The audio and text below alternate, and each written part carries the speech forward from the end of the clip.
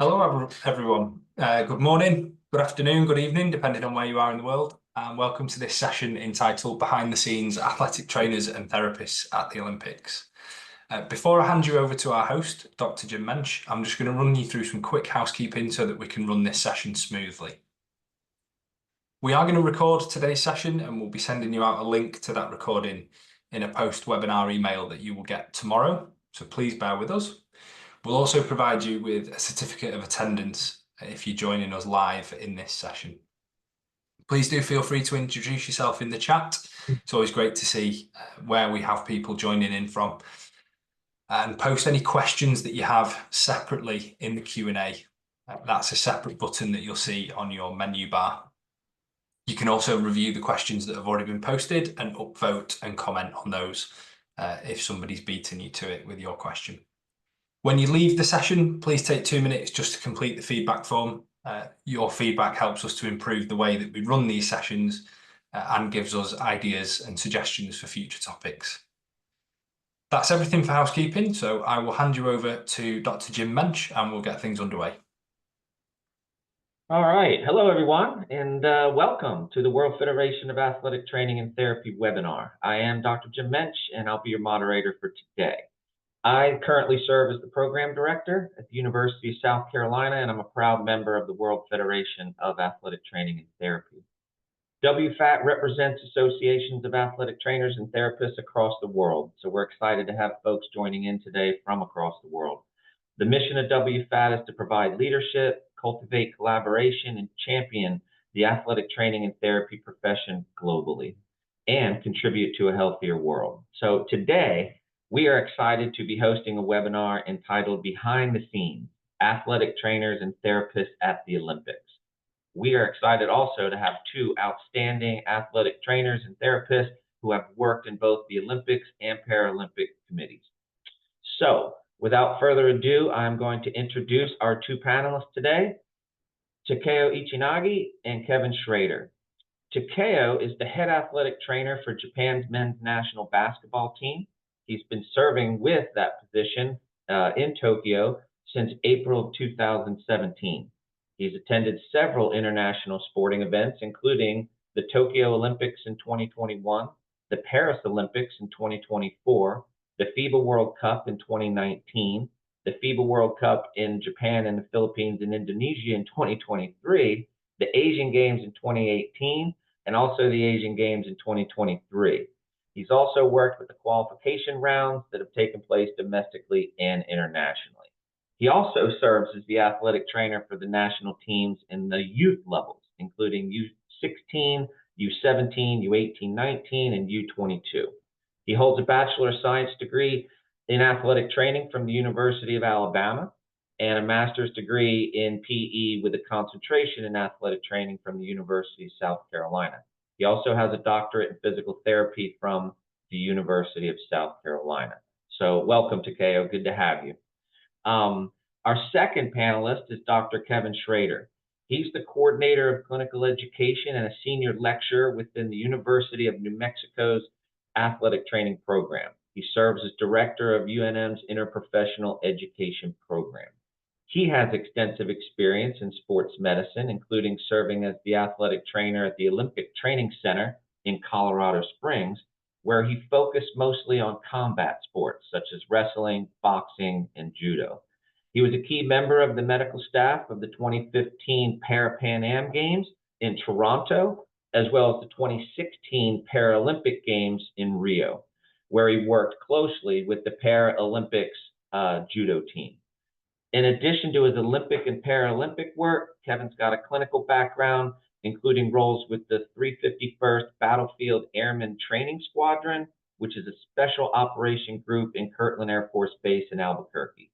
He also works with the Arena Football League and NCAA Division I and II athletics. Kevin holds a Bachelor of Science degree in athletic training from East Carolina University, a Master of Science in Health, Rehab, and Sports Sciences from the University of Pittsburgh, and a doctorate in athletic training from the University of Idaho. He currently serves as the Vice President of New Mexico's Athletic Trainer Association and is the NATA District 7 rep for the LGBTQ plus Advisory Committee. So we have an outstanding panel here today. If you would want to follow up with them at the end of this session, you're going to get an email of how to correspond. So, welcome, gentlemen. Listen, I'm excited to be able to talk with you today. I think I want to start with why athletic training? How did you come to study in athletic training? Takeo, let me start with you. All right. First of all, great introduction without mumbling. That was a long one. You nailed it. Thank you so much. So again, I'm Takeo, from Japan, living in Japan right now. It's 10 p.m. here. In the video, I look a little tan or red, right? I haven't drunk yet. I haven't got any beers yet. But today I was on a motorcycle, traveling around the country. I was on a motorcycle for 6 hours, so that's why I got little red, but it's not beer. So yeah, back to your question, why athletic training, right? So Dr. Mensch, main listener audience is student mainly. Yes, Yeah. I think students, faculty, practitioners. It's going to be a bunch of both. So before preparing, I prepare, this webinar, and I thought about first message to you guys. And to begin with, to make this webinar so meaningful, I want to put the word value, value. So whatever I said, whatever Kevin said, whatever Dr. Minch said, it's not all right. It's some fit to other people, some doesn't fit to you guys. So just take something out of it, Let's make this session so meaningful. So my story is just my case study, my pathway. It's not all right thing, I did some wrong thing, but it kind of read me right now. So take it as a case study. So my Sure. case, it's pretty simple. I love sports. Born and raised in Japan. I play basketball, track and field, swimming, those things.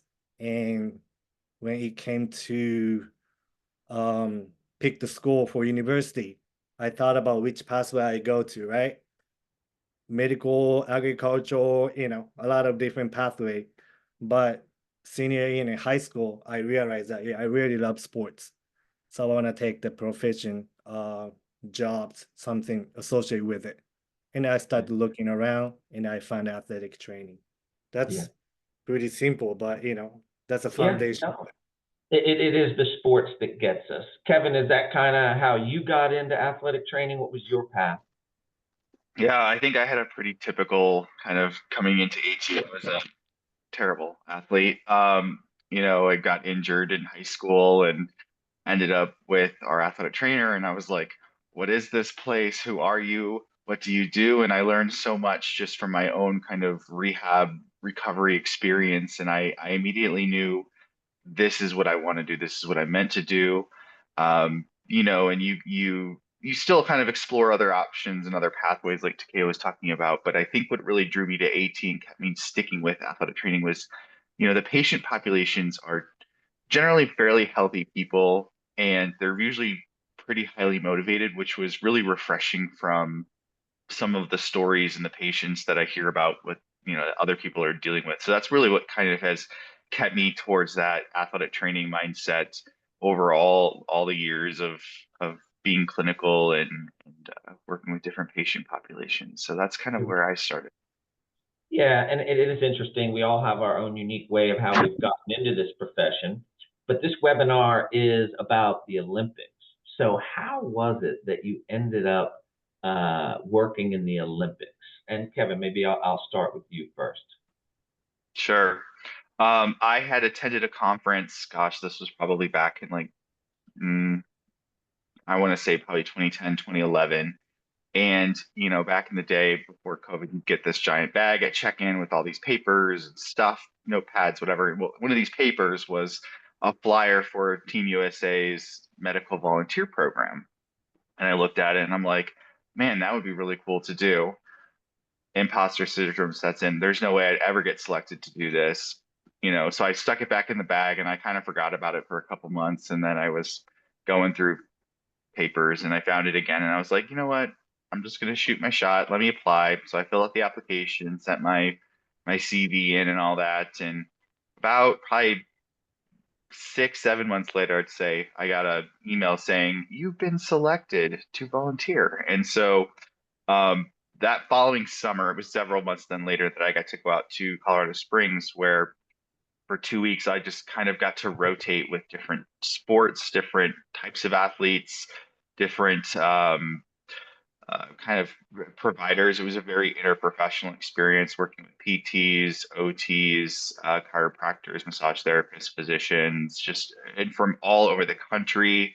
It was just a really remarkable experience. And I was like, man, this is so awesome. I want to work here. How do I make this happen? And it was kind of luck of the draw that when I was there was one of the providers was leaving for a new position elsewhere. And I remember going up to the clinic director being like, put myself out there, but I want to work here.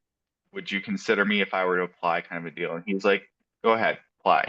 And very long story short, about 2.5, 3 months later, I'm packing up my bags and I'm moving to Colorado. And I've spent 4 wonderful years working at the Olympic Training Center in Colorado Springs and got to just travel the world and work with all different kinds of awesome athletes. So listen, Kevin, is it as simple as I found a flyer and all of a sudden I apply? I mean, did you ever feel like I don't know anybody, I don't have the right background, I just apply? I think that my path was certainly not the traditional path. I think that most individuals, at least I'm talking from like the US, Olympic Paralympic Committee perspective,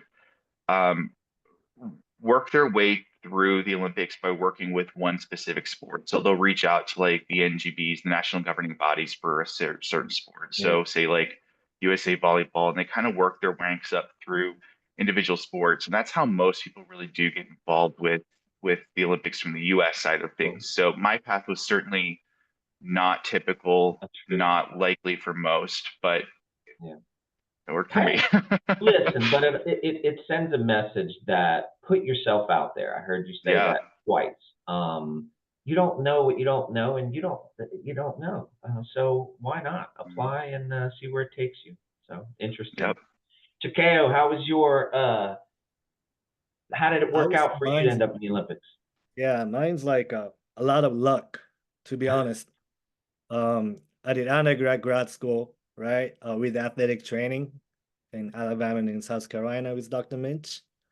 Then, I moved into physical therapy, PT world. So I was to the end of the PT school, I was away from, athletic training, like on field, on court, those stuff. Then I graduated 2016 December, and then passed the national board. I got state PT license in Georgia. Then 2 weeks later, one of my old friend contact me. Hey, TK, are you interested in working for men's national team? They are setting up the like athletic trainers, sports performance stuff for Tokyo Olympics. All of a sudden it came in. And then I kind of decided to go PT way, living in the US, try to get a green card, not going back to Japan, right? But somehow that message came in. And then when I look back, my high school days, senior year, when I decided to study athletic training, when I decided to do study abroad, I was talking to my high school friends. Hey, in the future, I want to be part of the Olympics as a trainer, something like that. And I remembered it. I said it. So that offer make that come true, right? And at the time, I just like, forget the life in the US. I'm going back home, Japan. So I spent 3.5 years PT school, wrote the dissertation, defend, passed the national board, but didn't use any PT, and then got back to the AT world. But the old friend who messaged me, he studied athletic training in Alabama and moving to strength and performance. So by the time I transferred down to Alabama, I spent only one semester together, just one semester. But we came across, and it seems that we kept in touch. He did his stuff, I did my stuff, and all of a sudden, he was the one looking for someone to fit in the spot. And then that was me. So a lot of luck, but at the same time, you don't know when, who, bring those opportunity. So that's So pretty much my case. I think it's important to remember people that are influential in your life as you go through, and you don't know. I mean, we know that this is a profession of people. We have to be able to form our professional network, and that's important. And it seems like you both took advantage of that. So I think so. And then yeah. Dr. Mensch, you too. Thank you. Well, I won't ask you a question about who's a better three-point shooter, me or you. I think that's you, maybe for sure. maybe I'm a better defender. I'm better up and down the court. I'm better dribble handling and layups, right? But 3-point shot, you got it. Okay, thank you. Listen, people always want to know, what's the Olympics like? Give me a day-to-day of healthcare, of how is it different than maybe the setting that they're in? Kevin, how's it different? Yeah, it's funny because I think we all have kind of preconceived notions about what life is like in pro sports or in this setting or with and at the Olympics, it's very much a clinic. It's a kind of in a way, a kind of a 9 to 5 clinic. Like there's people that staff the clinic that is in the Olympic Village. If we have multiple villages, we might have multiple clinics. Some clinics might have more things than others, depending on how many clinics and how far and how many patients they're serving and things like that. But the day-to-day operation is very much a clinic. Now, that doesn't mean that we only open at 9 and we close at 5. It's open pretty much 24/7 in a way. But like that traditional AT kind of mentality, like you kind of are in charge of your sport. But because it's kind of all hands on deck, if you have some downtime, like you're in clinic helping out other athletic trainers with their athletes or their patients. I'll talk about, for example, like when I worked para judo at the Rio Games in 2016, the judo competition was very early in the Olympic schedule. And so I was done after like day 4, I think, of the games. And so my team was done. They were out. We had medaled. It was great. And so then I got to float. There's some days I was with tennis. There were some days I was with swimming. There'd be some days that I was out at bocce. It just, it kind of depended who needed help and where. And I would just go. And there's some limitations because when you're in the village, for example, you have a credential, and that credential is your lifeline. If you lose that credential, good luck.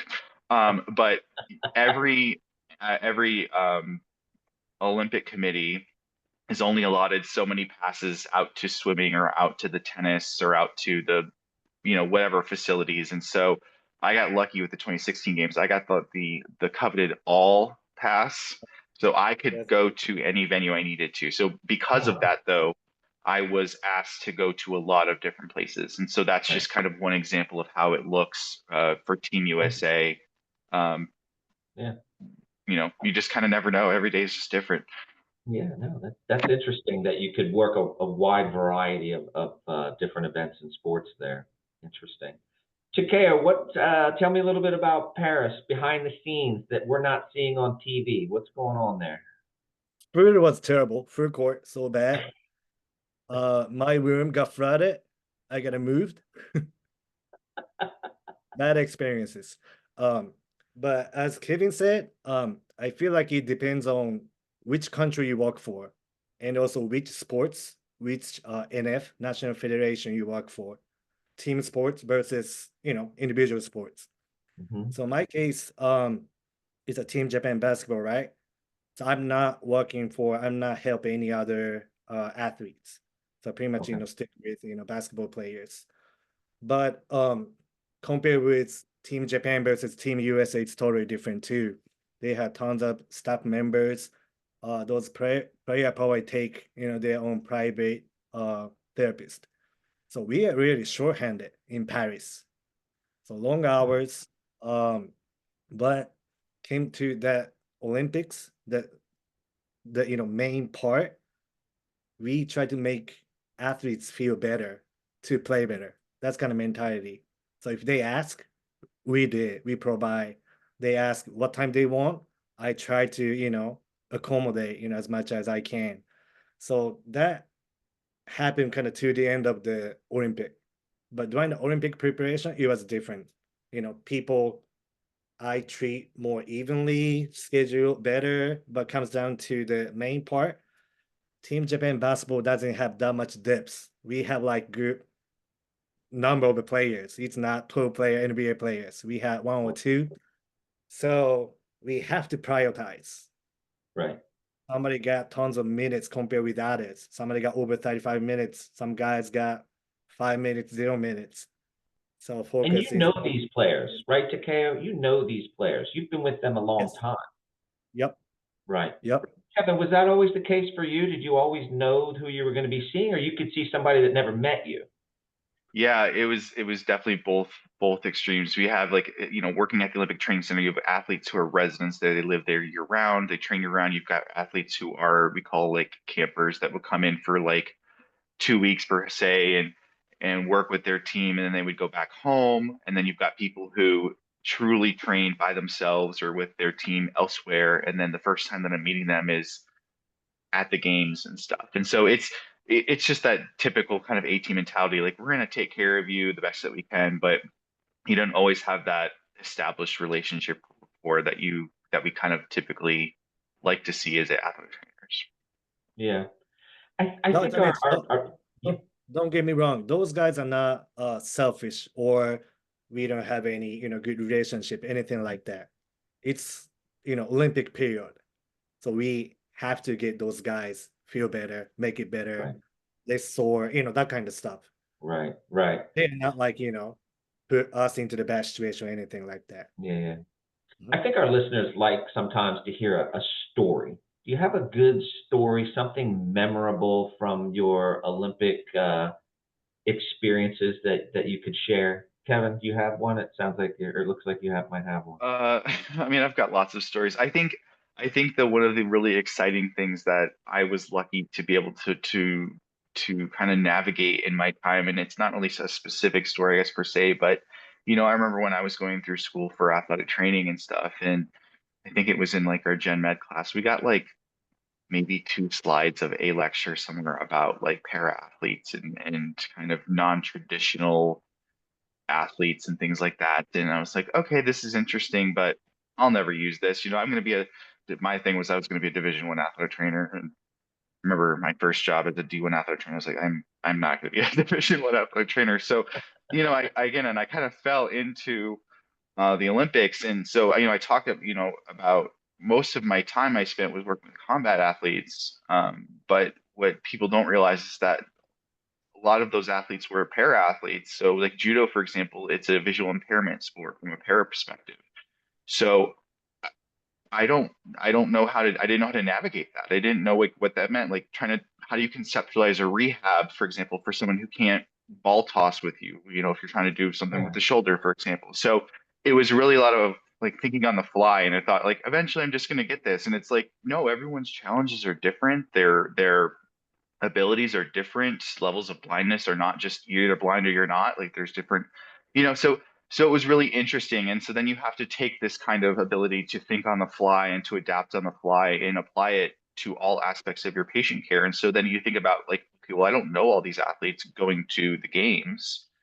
And so you have to kind of work on the fly there and stuff too. And so it was really kind of rewarding from my perspective to be able to like say, I was able to do my job well enough to help these people get Right. medals, or to come to the games and things like that. And so that was one of the things that was really memorable to me was learning about the para side of the Olympic movement and how important that still is to what the Olympic movement is all about.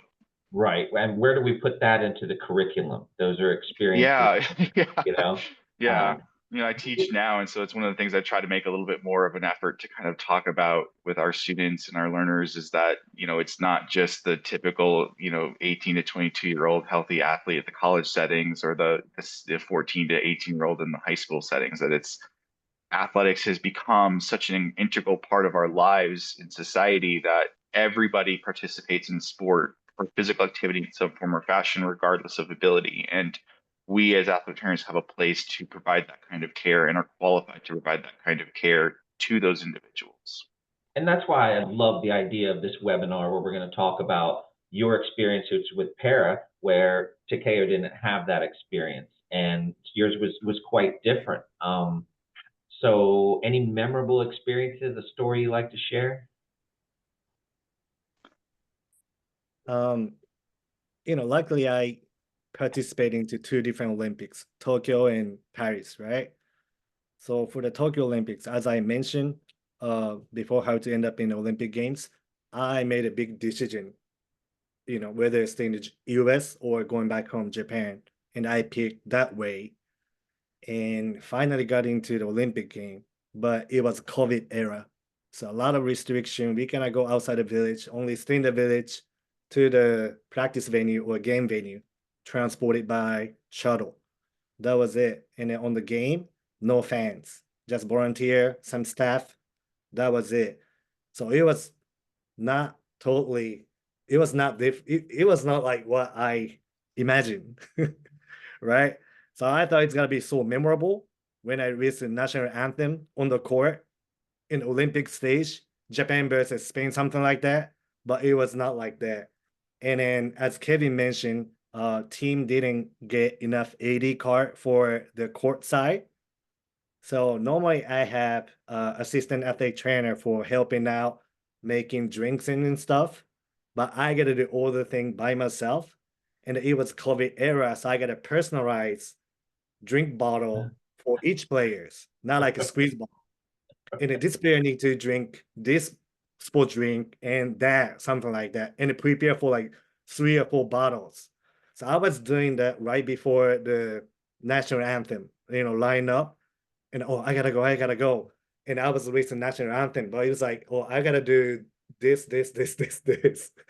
So it was not like what I imagined to begin with. But this time in Paris, second game, Japan versus France, their home court, right? The atmosphere in the stadium was so nice, so loud. They showed their passion about like supporting the team. That was like a great stage. So that's kind of one big differences between Tokyo and Paris. But personally, as AT athletic trainer, always injury happen, right? So there's one main player strained his calf 8 weeks before the beginning of the first game of the Olympics. And then prognose, 8 weeks, exactly like that. And then we are progressing pretty well, but we got setback. So got back to, couple weeks. And then since then we did everything we did, like shotgun approach. We call modality company, got some rental machine. It doesn't matter, I believe or not. Some people say it works. I used it. Even my Aki's, I'm not gonna name it, but yeah, a whole bunch of stuff. PRP shot, hyperbaric chamber, 5 sessions, local exercise, global exercise, cardio. I did everything. Yeah. And he progressed pretty well. And then finally, day 1, Olympic game, he got on the court, played 34 minutes. No aggravation after that. Game 2, 36 minutes. Game 3, 41 minutes. That makes you feel good. Those are stories that make you After feel 3 good. games, we couldn't pick up any wins, right? But in the locker room, he was so frustrated. He was still crying because he's like a team leader. So he wanted to do better, right? But I can tell how much he put in, how much effort, time. He got a lot of pressure, and he was crying right there. Yeah. I mean, I couldn't stop. Tears in my eyes too. But that was definitely a privilege, being part of it. I like that the closeness that you get to your team, and it's almost like a family. Was that true for you too, Kevin? For some of the Olympic Games? Oh yeah. I mean, it was like I remember the first time I ever like was mat side for a medaling match, and it was surreal. It's like, and kind of you like I remember walking out the first time and just kind of, sitting in the chair, like, thinking about judo or wrestling and I'm like, it kind of comes off as like this is just like any other competition, and then it's not, and at the end it's like, holy crap, this person just medaled, this person that I've been helping to work through all of their healthcare problems and stuff, and all of a sudden it's like, oh my God, they just got a silver medal or a bronze medal or a gold medal, and it's just it kind of hits you like this different way that like I got to be. I mean, this I'm not to take away from them, but like I helped them. I helped to be a part of that, and I'm here, and and they want to celebrate this with you too, excuse me. Um, taking pictures with the medal, and it's some people don't realize this, but like it's kind of a taboo to like wear someone's medal unless it's like unless it's kind of you're given the permission to wear it and stuff, and so to be given permission to wear someone's medal and take a picture with it and take a picture with them. It was just like it's just such a surreal, just full circle moment of all this hard work that we also put in because it's not just a season like we think about like a lot of our sporting teams. It's just a season, it's a season, it's a game. This is years and years and years in the making. And if they miss the mark, they have to wait an entire another cycle and people get older and they get injured. It's such a just viscerally exciting and emotional experience. It's really hard to explain, but it's just such a wonderful part of the Olympic movement and Paralympic movement. Yeah, no, and I don't think the medical staff gets medals, do they? No. Nope. Appreciation. You feel that you did, right? And deserving because of all the hard work and you put in just as long hours as they do. So important. So having worked internationally, both of you in different countries all over the world, has your perspective of healthcare changed at all from country to country and how things and maybe your global understanding? We have folks on this webinar from all over the world. What are your thoughts on that? I think, the first, I'm trying to remember, I think the first time I ever traveled internationally with a team, I think it was to Canada. And, it was kind of like dipping your toe in the water because it's Canada, right? They speak English, it's right there. You're not going very far, but it's a different healthcare model. So I remember being there and thinking about like, okay, we have to worry about insurance and scheduling all this stuff. And well, they don't really do insurance the way that we do insurance. And so that was kind of the first eye opener of like navigating the healthcare system abroad. And then as I kind of went to more kind of remote places and places where there's like a language barrier, which is another huge thing that, you can think about it, but English, for example, is just such a bizarre language in a lot of ways. We have, like, for example, idioms, who let the cat out of the bag? And if I were to say that or translate that in a different language, it means like literally who let the cat out of the, so it's things like that that we kind of take for granted. And it's like, okay, you have to navigate that. And I also have to figure out like, where's the pharmacy, or is this a drug that I don't need a prescription for? And is it coming from a place that's safe? What's the name of this drug in this country? Because it may not exist under that name in the US. It's a lot of, again, it's a lot of thinking on the fly and trying to navigate that stuff. I quickly learned that if you can take medications with you, for example, to try to do that, but some countries, that's a real big no-no if you don't have the right paperwork, or even if your destination country is this, but you've got to travel through this country, that could be a problem. And then, if you're flying, for example, and you have a change in your flight, and so now you're going through a different country and you don't have the right paperwork for that country, it can be a problem sometimes. And it's very interesting to see how we as athletic trainers have to operate in different countries, because we can kind of take care of ourselves, but when you need to introduce something from the outside, it can get really challenging really quickly on how that works. And you have to really kind of think about, okay, what are my resources that I have to access this? Who, do I have a local contact that can help me work through this problem? Or are you kind of on your own and you just kind of have to figure it out? Right.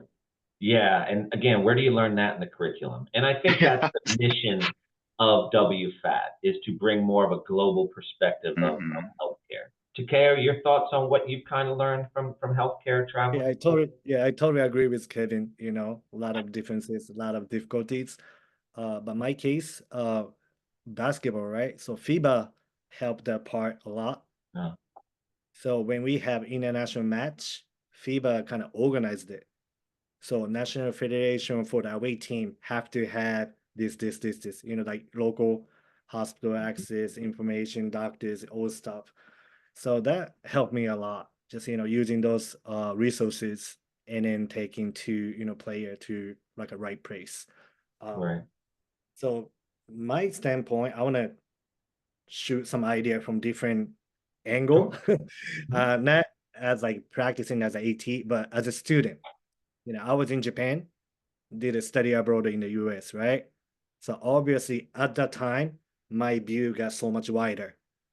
So in Japan, traditionally, maybe like a massage therapist, acupuncturist, athletic trainer who got education in Japan. So it's a little bit different from what students study in the US.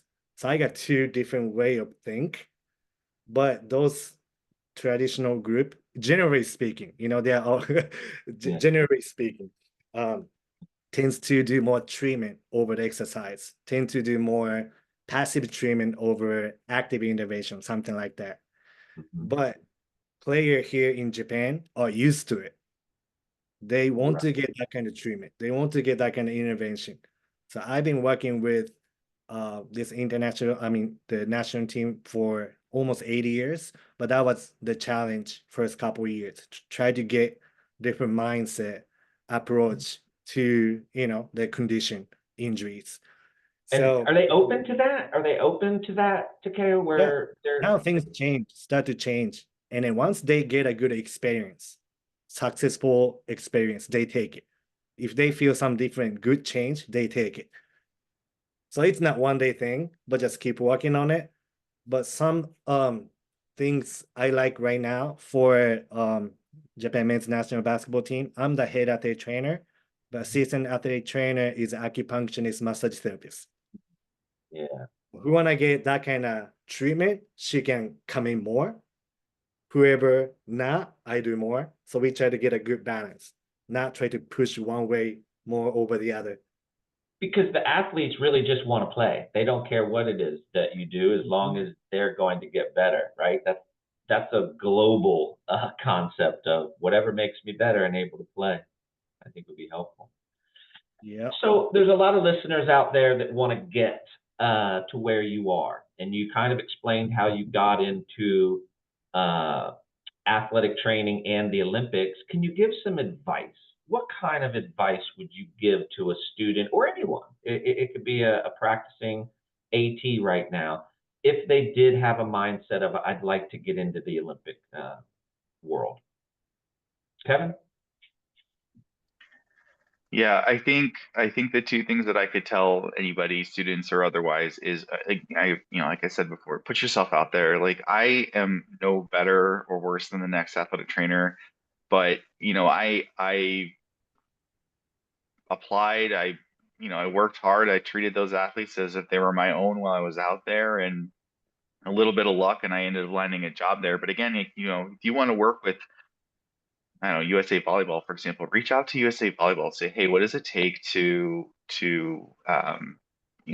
work with your athletes to be a part of your organization? And it's not like you're going to instantly like apply today, be at the Olympics tomorrow. Like, let's be realistic. You kind of have to earn your keep a little bit, but part of that too is perfecting your skills and keeping up with like evidence-based care and cultural competency and all of those things that like you're kind of taught as a framework in school. Like you have to keep up with those things. At the time when I landed my position at the training center, I was just kind of starting my DAT degree, and my DAT is in orthopedic manual therapy, and so that was kind of my focus, and that really helped me understand that I can use these different techniques to improve patient care. It's not that passive kind of treatment like Takeo was talking about. Like these are more active things or can be incorporated with more active things. And so I think that helped me because I put myself in that mindset that you've always got to be better. Every day you need to be a little bit better than the day before. And that I think helps me because it's the same mindset as the Olympics. Like you've always got to be improving yourself.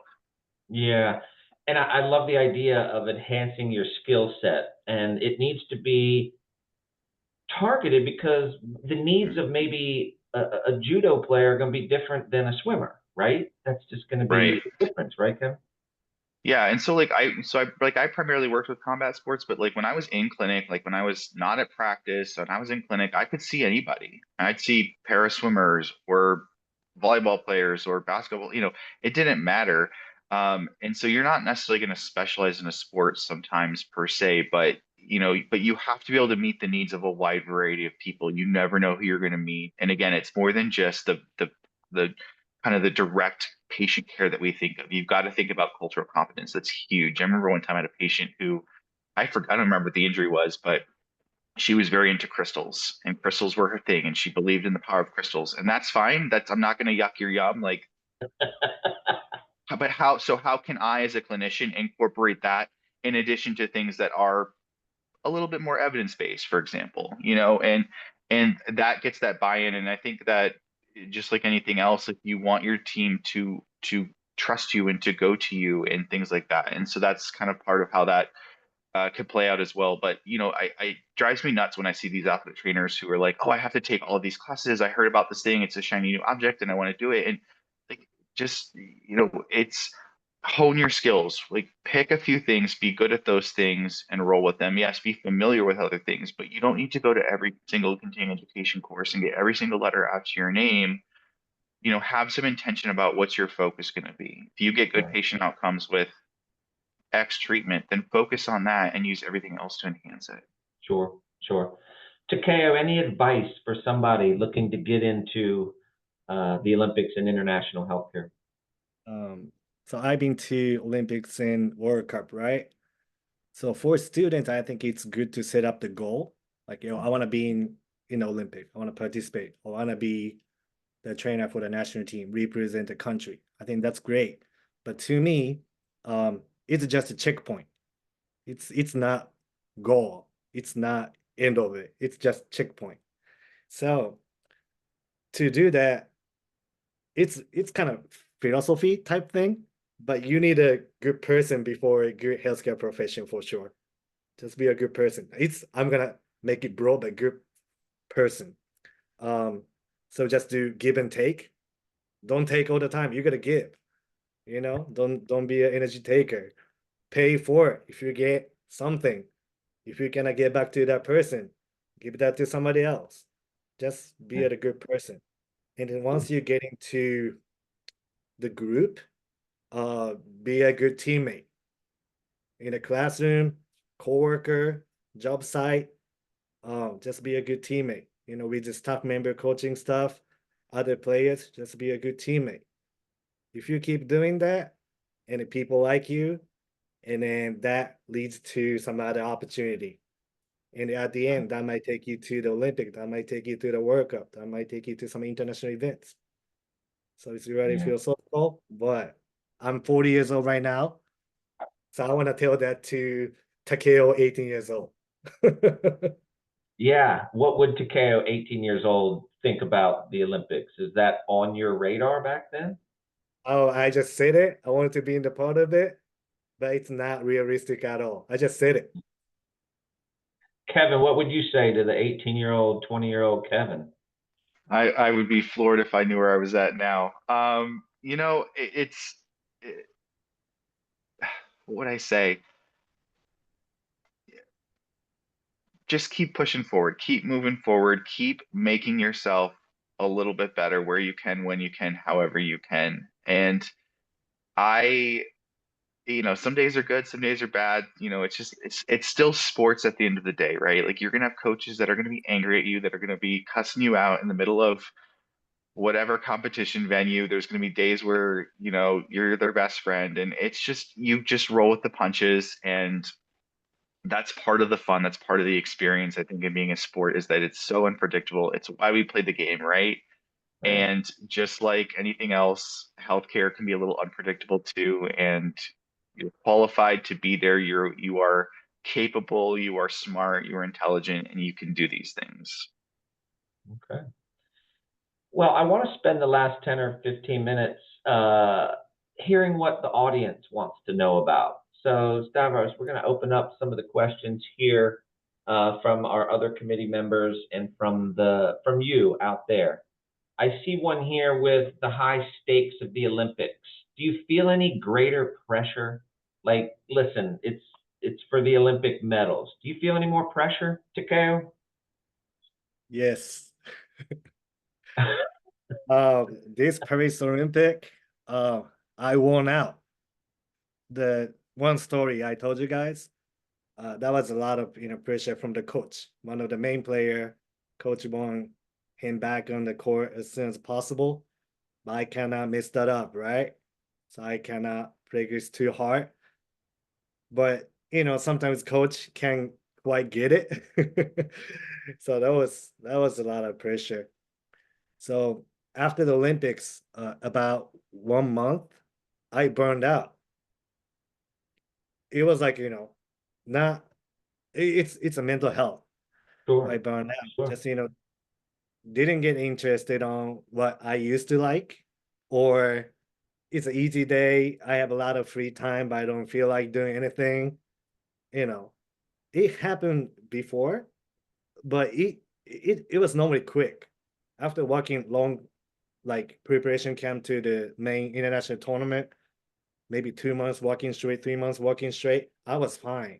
But this time, it took a while to get Yeah, back. but you're not responsible for the injury. It just feels No, the no, no. pressure because it's the Olympics Just and pressure, you need to pressure. get it back quicker than what I would get it back. Yeah, I Wow. tried to make it happen, for player, for me, for the team. So, Yeah. spend a lot of time thinking through whatever I can do, write out, try, make up another plan, something like that. That was a lot of stress for sure. Yeah. Kevin, did you feel pressure as well? More than normal? Yeah, I think anyone who tells you no is lying. But it's again, you have to think about this. Like these are like we talk about cycles, a 4-year cycle into the Olympics and stuff. But these athletes have been training for usually much longer than the cycle, and a single injury at just the most inopportune time, a week before the games, for example, could really obviously deter a lot of Olympic hopeful dreams and things like that. And so, you have to get creative and you're making, sometimes decisions just based on time. And it's hard. It's hard to sometimes have to give bad news to people who have worked their tails off for years and years and years and given up so much to be just an Olympic athlete or a Paralympic athlete to let alone have to miss a competition or a game or a match or whatever. And Yeah. Listen, you Kevin, feel that. that's actually a question from Ruggiero who asked, have you ever had to give an athlete bad news? Like, sorry, you can't compete. And I'm assuming that doesn't fall just on you. That's going to be a team decision, but you had to give them that news. Yeah, absolutely. And yes, I've had to give that news more times than I care to have had to give it. But like you said, Jim, it's athletic training is not athletic training and that's it, right? We're part of a healthcare team. It's very interprofessional in nature, and the Olympics are certainly no different. Like I can't even remember a single day where I didn't interact with a healthcare provider of a different profession. So, you work together. Sometimes, like you think about patients who, for example, like going through eating disorders, like you have to kind of sometimes play that good cop, bad cop. And depending on your report, that patient, you might be the good cop, you might be the bad cop. Or, you've got to kind of, deliver the news and then someone else needs to kind of come in and explain it to them and kind of break it down for them and give them their options about how we're going to move forward. It's like any other, you know, Yeah. healthcare setup or athlete setup kind of a deal. Right. It's part of the job. Takeo, this next question is directed at you. This is someone from Portugal. They don't have athletic training program in Portugal, but they do have physical therapy. Talk about your experiences having done both and what specific skills from each discipline have you found to be most valuable? Oh, it's so hard to tell. Because some of the stuff you learn in athletic training, you study in physical therapy as well. But some stuff you don't study in athletic training, let's say like a pediatric, care. Mhm. Mhm. Yeah, pediatric care or the older people, how the gait training, that kind of stuff transfer. Those guys, those stuff, we don't do that in AT. But right now I'm in athletic population, so I don't use those, skills and stuff. So it's just hard to tell from, my experience. Yeah, because obviously there's not a lot of emergency medicine in physical therapy, but you might have to deal with an on the field or on the court emergency situation. Would that be correct? Yes, yes. Yeah. Yeah. Um, Here's another question in there. What are your next goals? What are you working towards, Takeo? Since you mentioned getting up in the morning, we're always working towards a goal. What's your next goal? Uh, Nowadays, since Team Japan played well for the previous World Cup, this Olympics, so a lot of like attention to the world of the basketball. So as the healthcare profession for the basketball too. So a lot of like community college, AT program in Japan, some individual reach out to me and then asking for advice or share the information, experience and stuff. That's something I want to do right now. I'm in the position having the experience, so I want to pass that out to the next generation, so I can push their back. I can get them better advice, kind of guide, direct a little bit, and after the day, it's their own, but just Yeah. help out a little bit. And that's what you're doing today, both of you. Oh And yes, having known Takeo for a long time, like I've known you, when he says that he's willing to put his email out there for you to touch base, he means it. And I love that as a goal. Very good. Someone did ask, is having both an AT and a PT degree open doors for you internationally or not so much? From an Olympic standpoint, did it help open doors for you?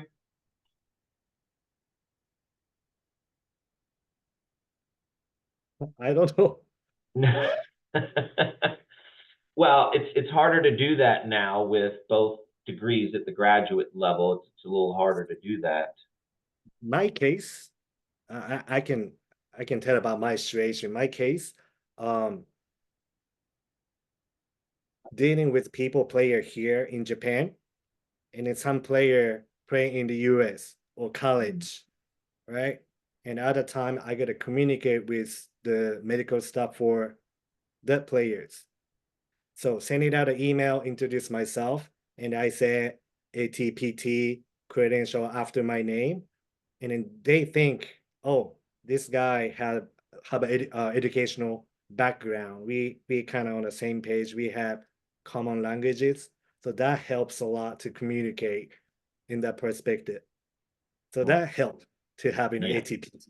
sure. My Because of the case, global sense of yeah. what people recognize. Sure, I get that. Kevin, was there anything for you that you felt opened the biggest door for you from your background or credentialing? Um, Was it the DAT maybe? well, so uh, possibly, I don't know for sure either, but back when I was working my DAT, there was only one program at the time, and so that's kind of where I ended up, why I ended up there. And it certainly did help because that was opening my eyes to a lot of kind of more advanced patient care centric types of skills. Yeah. I do believe that probably part of my experiences in the Olympic movement, Paralympic movement, are due to my education from my DAT, but from other things as well. But I think it goes back to just like, what is your goal? What is your individual goal? And what do you need to get there? And I think that an athletic trainer is more than qualified to provide care for Olympic and Paralympic athletes. If I wouldn't tell someone go get an advanced degree in physical therapy or anything else for the sole sake if you want to become an athletic trainer for the Olympics because you're still an athletic trainer. Um, but but again, I think that there is some value too in having a diverse skill set as long as you're not kind of the jack of all trades, master of none, which it goes back to my point about like the ATs who just go to every single workshop and gets every single letter after their name for the sake of doing it. So I'll leave it at that. Yeah, great. Well, we're coming up on the last 5 minutes. Any final thoughts you want to get across to our viewers out here? Takeo, any final thoughts? Or Kevin? I would just say if it's something that you really want to do, go for it. Just explore it. Reach out. Like, what's the worst someone's gonna say is no or not right now. I think that for the young people out there who are either in school or freshly out of school, understand that a lot of these NGBs and the Olympic committees require anywhere from 2 to 5 years of experience before you're even eligible to even be considered to work with some of their teams and whatnot. So just put yourself out there, have fun, understand that there is way more to athletic training than just the Olympics, but take those experiences and make them work for you to help make you more marketable to the Olympic movement. Yeah. Takeo, any final thoughts? So nowadays people talk about evidence-based practice, evidence-based medicine, right? You teach those in the school, Dr. Mensch? Yes, Like yes. big three circle, right? Kevin, That's right. big three circle, That's right. research, what? Clinical expertise, Mm-hmm. and then player preference, right? Patient goals, yes. Patient goals. So you gotta have those balance. But I was thinking today while driving motorcycle, I gotta circle one more. That's relationship, trustship, or bonding. Yeah. Because you're the one provide a treatment, intervention to athletes or patient, right? If you don't have that connection, relationship, bonding, trustship, those three circle not gonna work. Yeah. So fourth circle. I always tell my students, Takeo, that the hardest thing that you'll ever do as an AT is work with people. The most important thing you'll ever do in your career is work with people and be able to establish those relationships. So I agree 100%. Listen, I want to thank both of you for taking the time. I know it's getting into the late evening for you. Kevin, you're just getting up. Listen, if you want to follow up with either Kevin or Takeo, they're going to provide their email. You're going to get an email for joining this session today. Just a reminder, if you want more information about how to get involved internationally, WFATT is a great place to start. Visit the website, WFATT, WFATT.org. You can learn about all the cool things going on across the globe for ATs. And another reminder, the upcoming 13th World Congress meeting in Maynooth, Ireland, that's right outside of Dublin, will be October 16th through the 18th in 2025. They're accepting research abstract submissions right now. They're due December 15th, as well as presentation submissions. They're going to be due February 1st of next year. There's going to be a big student component to this meeting, so I'm encouraging all faculty and students to attend, or at least find out more information. Just go to the WFATT website to learn a little bit more, or you can reach out to me. Listen, thanks so much for everybody for attending this. Have a great rest of the day for some of you, or an evening, depending on where you're at across the globe. So on behalf of WFATT, thanks so much for joining, everybody.